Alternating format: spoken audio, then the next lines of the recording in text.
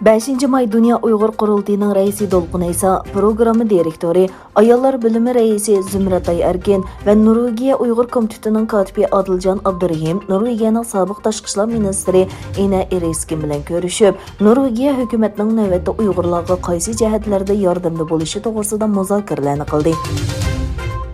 Kanada Quyosh energiya şirketi Sharqi Turkistonga majburiy emgakka chetishliq deb ayblangan bo'lib, shirkat mas'ullari bu ahvolni tekshirishga va'da bergan.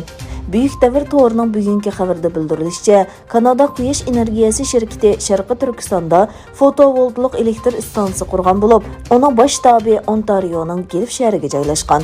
Bu şirket Xitoydagi energiya pay kontrol cheklash shirkati bilan hamkorlik o'rnatgan bo'lib, shirkat zavodida ishlaydigan nurg'un Uyg'ur bor ekan.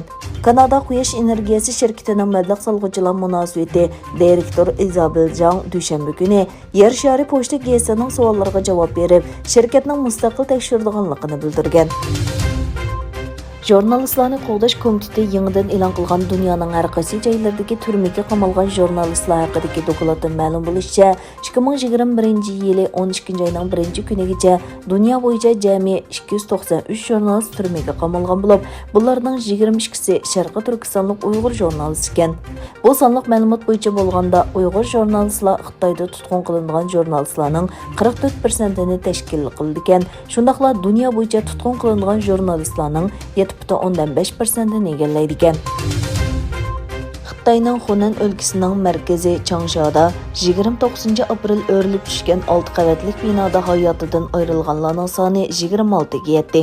Ma'lum bo'lishicha, tunugun kechda bir ayol kishi binoning qoldiqlaridan 132 soatdan keyin qutqizib olingan bo'lib, xarobalikdan sog' qutulgan 10-kishi bo'lib qoldi.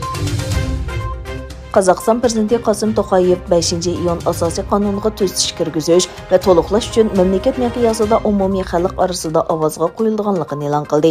To'qayev yaqinda o'zining davlat ichida keng ko'lamli siyosiy zamonaviylashtirishni maqsad qilgan islohot yurishlik planini e'lon qilganligini eskartib, bu islohot planidagi tashabbuslarning bu mezgilda ommaning qo'lishiga erishganligini bayon qildi.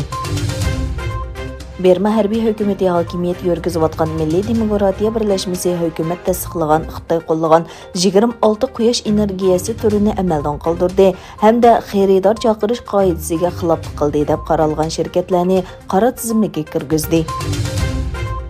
Xitoy poytaxti Beijingda Xitoy virusining Omikron nusxasini elib yurgan yuqumlanuvchilarning ko'payishi sababidan tadbirlar texnik changatildi. Yuqum bir qadar kuchli bo'lgan Chaoyang rayonida 63 avtobus bekati taqilgan va 48 bekatning liniyasi o'zgartirilgan. Buningdan boshqa 14 metro liniyasidagi 60 bekat taqalgan. Egilanishicha, yasli, boshlang'ich va o'rta maktablarmi 5-maydan 11-maygacha to'rdan dars o'tadi ekan.